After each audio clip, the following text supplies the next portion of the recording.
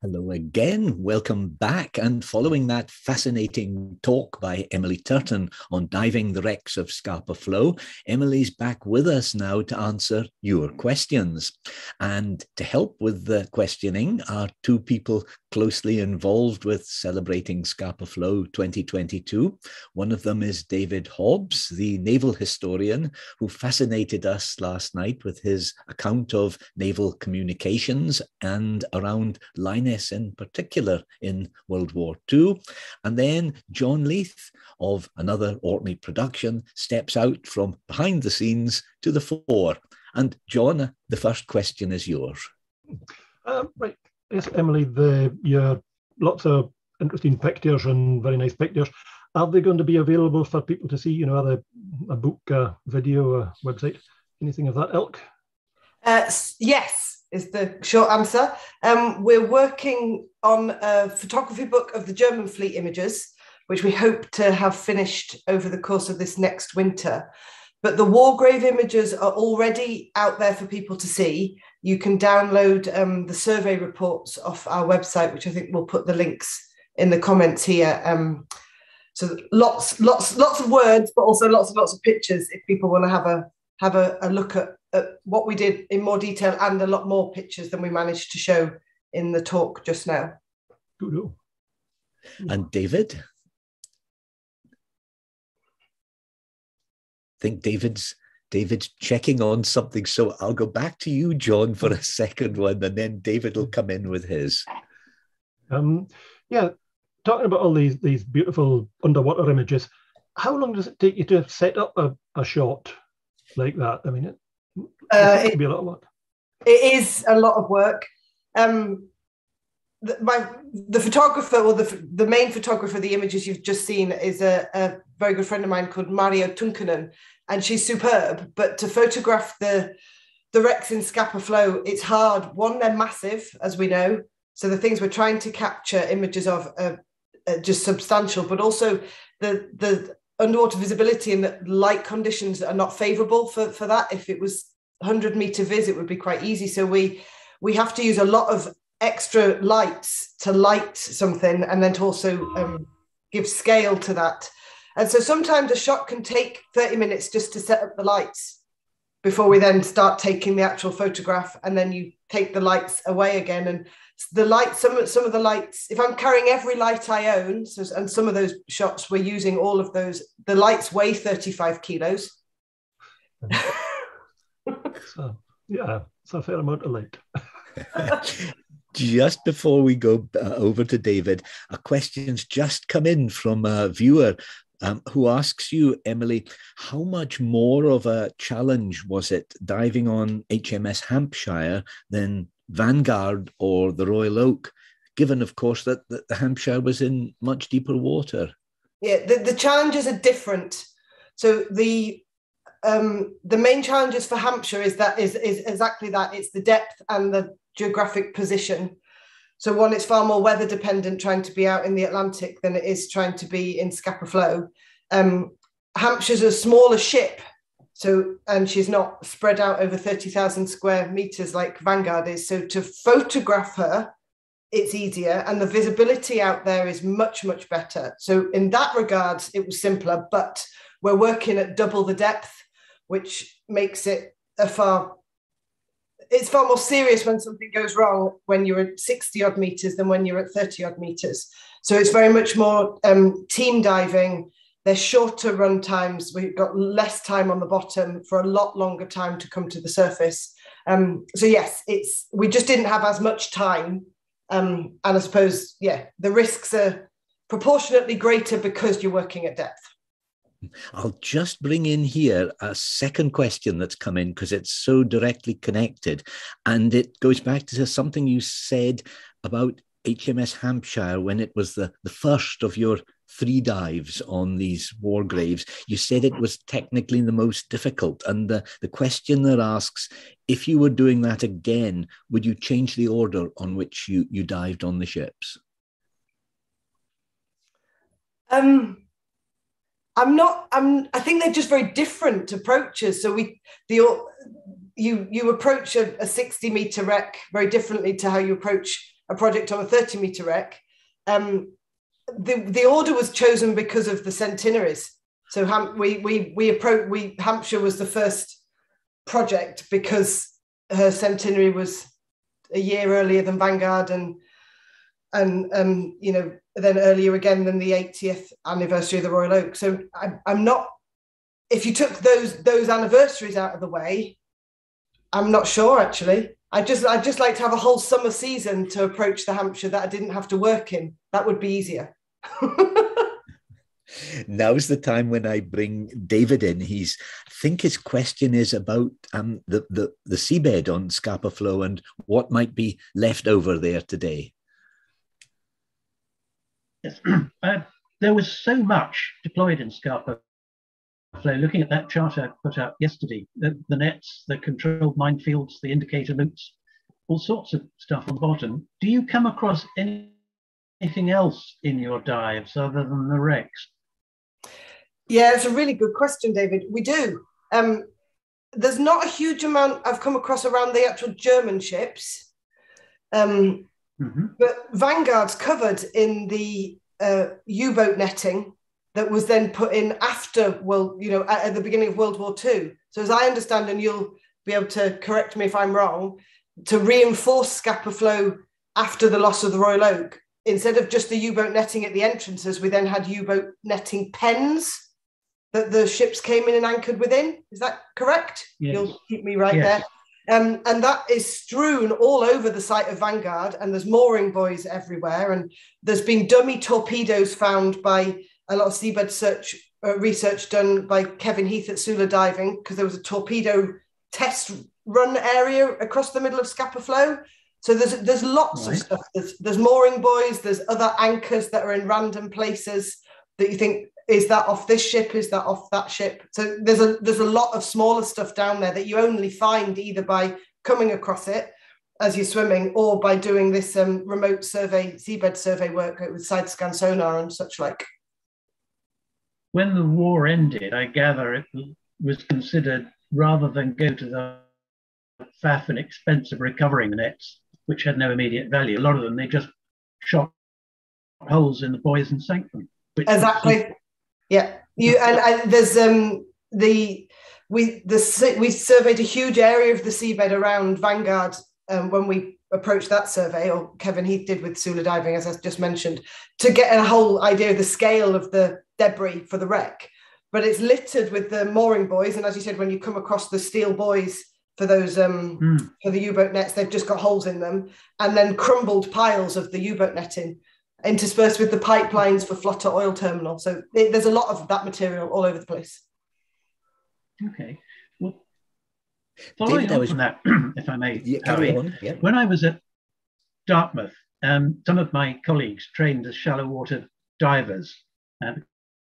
So I think you got £0.50 a day for the qualification. And they used to do their practice dives under where the wooden wall training ships, Britannia and Hindustan, were buoyed. And the bed of the river there was littered with detritus from the 50 years they were moored there. If you broke a plate or bent a fork, you didn't put it in a recycling bin. You threw it over the side to see if it would float. Yep. So the main fleet anchorage to the north of Flotter must have a fair debris field on it. Have you ever come across that? Yeah, so I did. There's a small World War I oiler that sunk just north of the Flotter oil terminal now. It's called the Prudentia, which you maybe heard of. Right. We've done a couple of dives on, the Prudentia. So she was lost in just an accident. I believe she was squished alongside the Iron Duke and sunk. She's not a war grave. Nobody died on her. She's not even a grave, but it's because she's so close to the oil terminal, we're not allowed access to dive her recreationally. It would really interfere with tanker movements. But while we were surveying Vanguard, we asked for permission to do a few dives on her. And the seabed is absolutely covered with, I suppose you'd now call them artifacts, but as you said, detritus. And the whole approach up to Lynness in Gutter Sound is the same. And it's known locally in the dive industry here as the bottle run, going south from the pier at Lyoness, because you can swim along the seabed. And even now, with this many decades of recreational divers going for a rummage, you can find all sorts of things, from ink bottles and little Huntley cream jars and small spent shell cases, so 3-pounders and that sort of munitions, even up to a big 6-inch shell cases, those sorts of things. Small Marmite jars. What else? There's also cordite and phosphorus in there, but we don't tend to leave that alone. And around Flotter, I think there'll be far more, because recreational divers haven't been taking their pick of things there, because we don't go diving in front of the oil terminal. But of course, as we know, that's where a lot of the British fleet were anchored along the north coast of Flotter. So yeah, the seabed's littered with small stuff that now would be real treasured artifacts, because it's from that early part of the 20th century. So it's now heritage, not rubbish. Right, fascinating. And David, I just wanted to ask you. Oh, sorry. Sorry, any aircraft that you've come across? Did you say naval aircraft? Yes. So there's the remains of a Vickers Warwick, just opposite. It was lost. It was lost in an accident and nearly hit the floating dry dock that was up from Lyoness. And there's a tiny bits of the Bombay door and things on the seabed down there near where where there's a salmon farm was there for many years. So I'm aware of that. And then it's Kevin. There's a parts of one. There's another part of remains of a aircraft around the Barrel of Butter, and then there's another one. So Warwick, will I be saying the right thing there, David? But yeah, there are used for search and rescue. Sorry? Yeah. They were used for search and rescue, Warwicks. They were a bit of a failure as a bomber. Okay. But no, there are lost aircraft. There are lost aircraft in Scapa Flow, and you'll be aware of the Aviation and Research Group for Orkney and Shetland, Argos, but not the Shopping Channel. Yeah. There's they've published quite a lot of information about lost aircraft on land and in the water around Orkney and Shetland, which would be, for those interested, would be the best point of research rather than my muddled brain. Yeah. Okay. Over. Oh, I was going to ask you, David, about this, Debbie.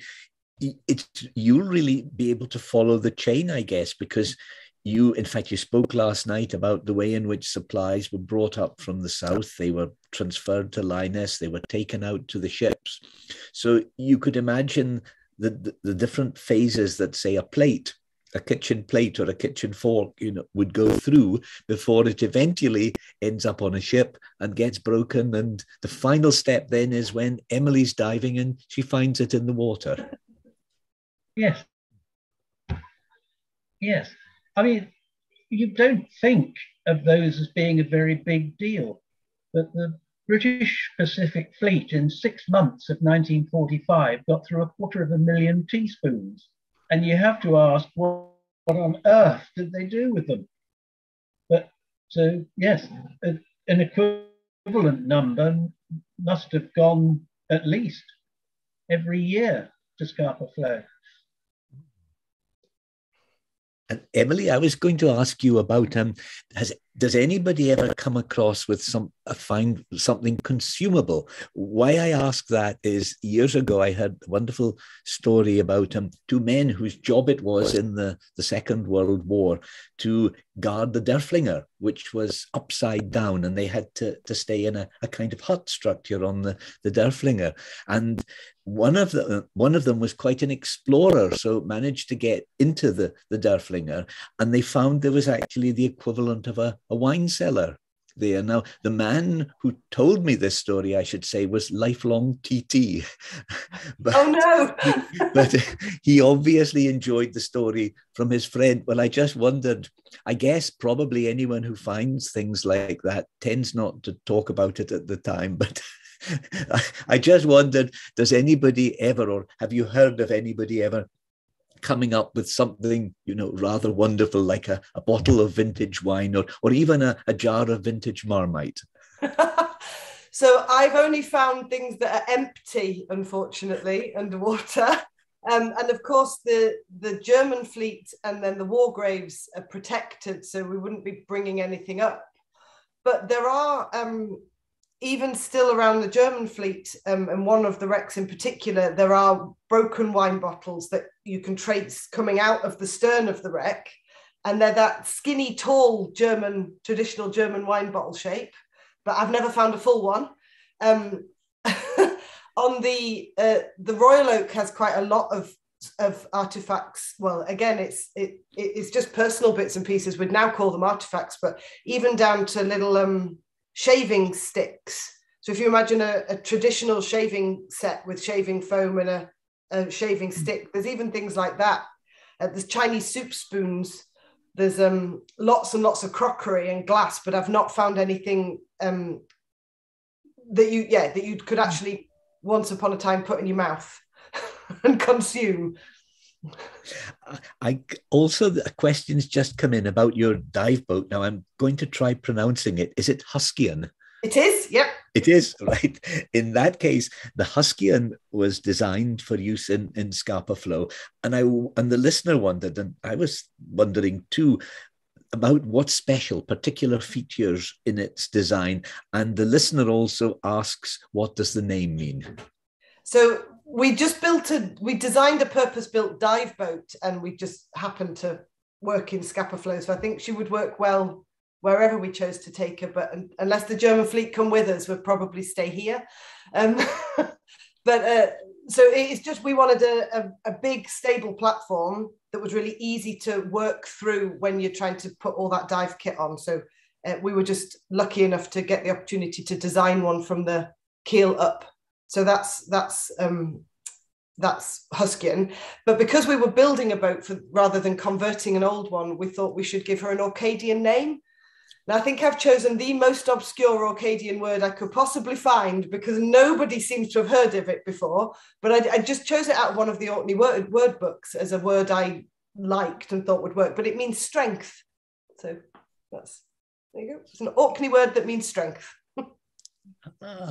Well, that's nice. And another viewer has asked just a more general question about training to become a dive boat skipper, and in particular, how long does that take? So there isn't a particular qualification to be a dive boat skipper. You'd be a skipper of a small commercial vessel. So you can relatively quickly get a piece of paper that says you can drive a boat the size of Huskian. Whether or not you would manage all the different scenarios and when things goes wrong it's like all of it. That comes with experience, doesn't it? But I think to get the combined knowledge of how the diving works and driving a boat just takes time and patience. Lots of patience and lots of work. But no, it's a small commercial vessel license. So they range from a long weekend to be able to be competent at driving a rib up to a couple of years to get the sea time and experience to get one of the bigger tickets. So I've been doing it nearly 20 years now. It's I think I'm just about ready to start looking after people properly.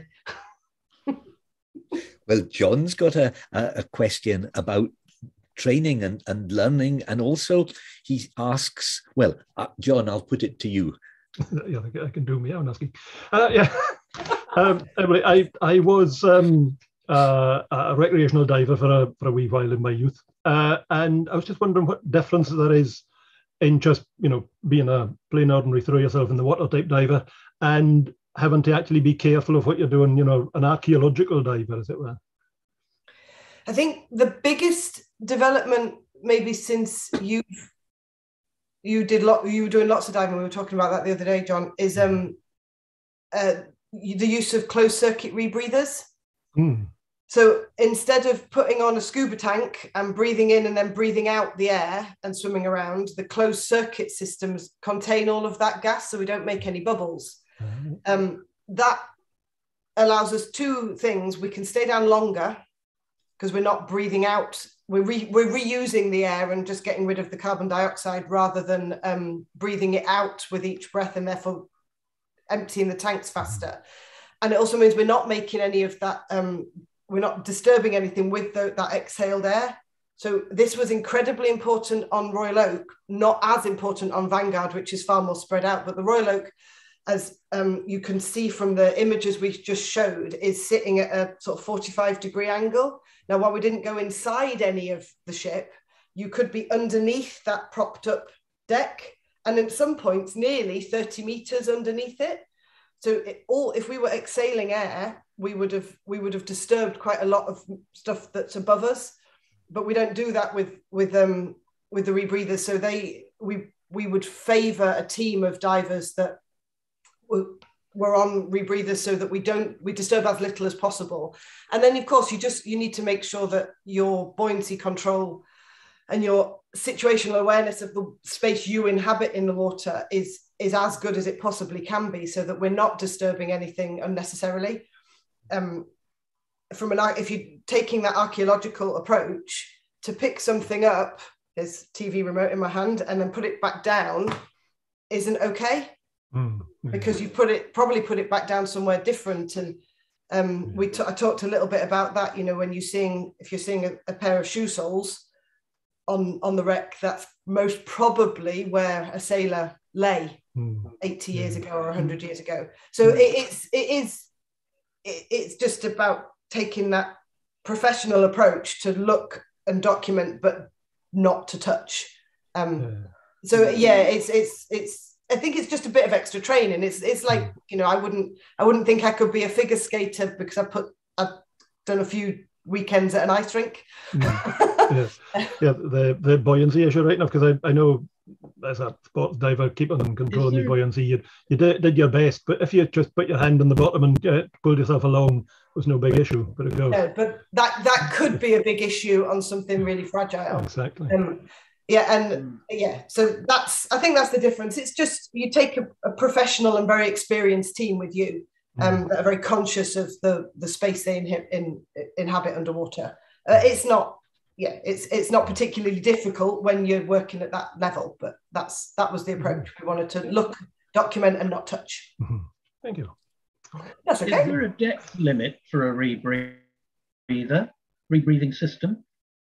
No, you'll find that all the really deep diving now is done on closed circuit rebreathers, because provided it doesn't malfunction, you get hours.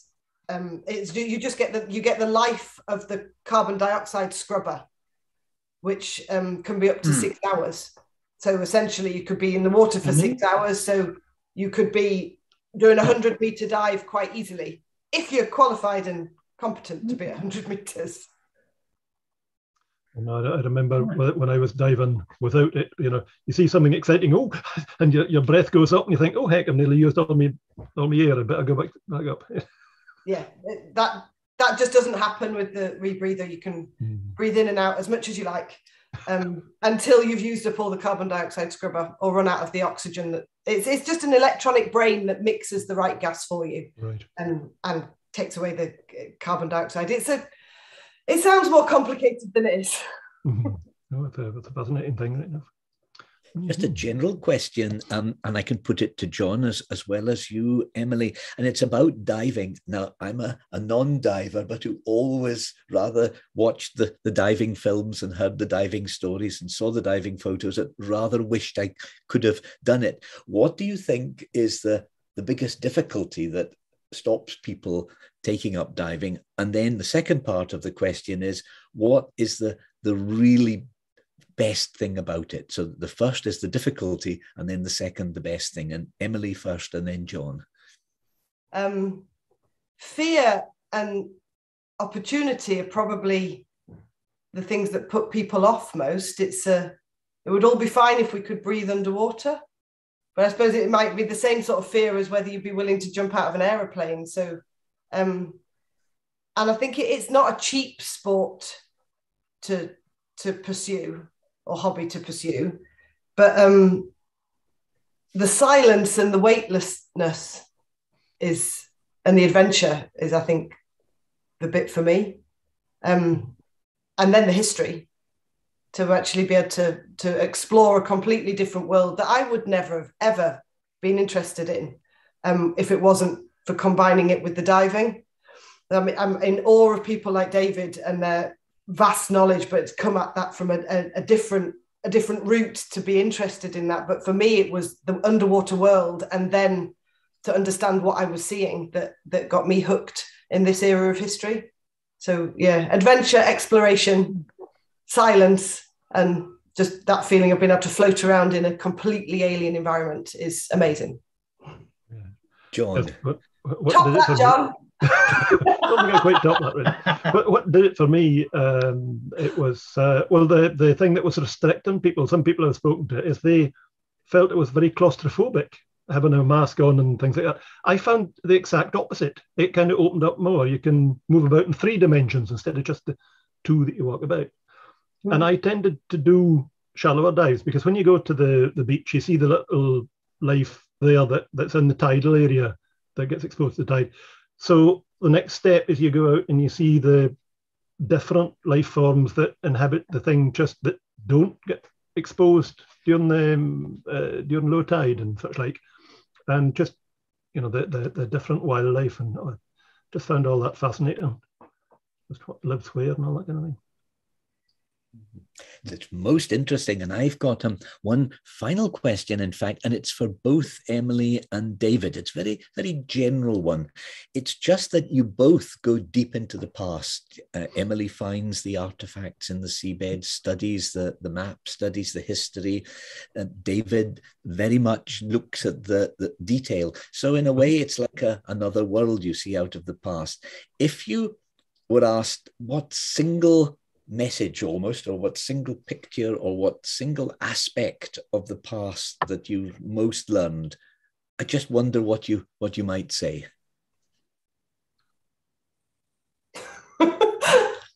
Is that to me first? You first. It feels like you're asking me to. You feel like you're asking me to sum up all the things I've seen underwater in one phrase. That's it. 2 or 3 phrases.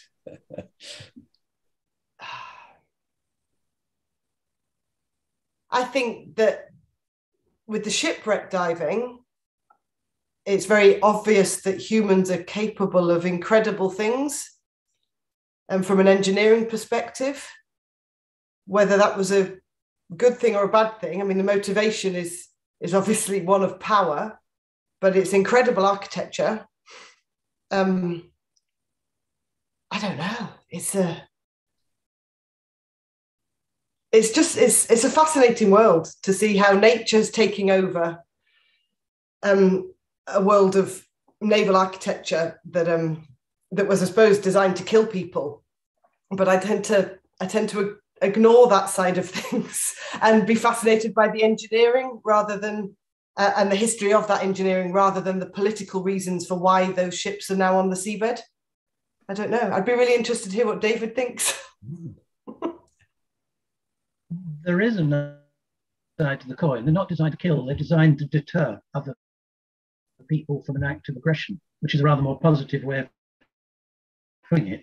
If you actually have to use your guns, etc., you've failed, because you've failed to convince the baddie that he's not going to profit from his illegal or immoral act. Does that make sense? It makes lots of sense, and I really like that way of looking at it. Yeah. I'd never... Certainly. Sorry, David? Certainly from the British perspective, that's what's there, to deter people from an act of aggression. Slightly more complicated when you get the Germans, but substantially the same. And in each case, you're going deep, deep, deep into the past. And just to round off, Emily, it's a what's next. You're now back in action, very busy action after 2 years of fairly broken and uncertain times. What's ahead? So it's back to getting visiting divers back to Orkney and exploring the German fleet. And the next big project is to get our photography book out there of the German fleet. So we've Marjo and I have been working on that for lots of years, gathering different images, and then that, I suppose, was actually put on hold while we surveyed Hampshire, Vanguard and Royal Oak. So yeah, that next big project is to get the whole decades worth of German fleet images out there to show everybody. Well, we wish you every success with that. We look forward to seeing those images. So to Emily, to David and to John, a big thank you. And indeed, just before rounding off, I've one more thanks and I've one more announcement. There is time. There's just around 15 or 16 minutes to go and make a cup of tea before 4 o'clock. And there's a fascinating interview with William Shearer about HMS Tern, and that's the airfield. You'll be able to hear a great deal about the preservation work. But just before we go, there's a big thank you from the organisers of Celebrating Scapa Flow 2022.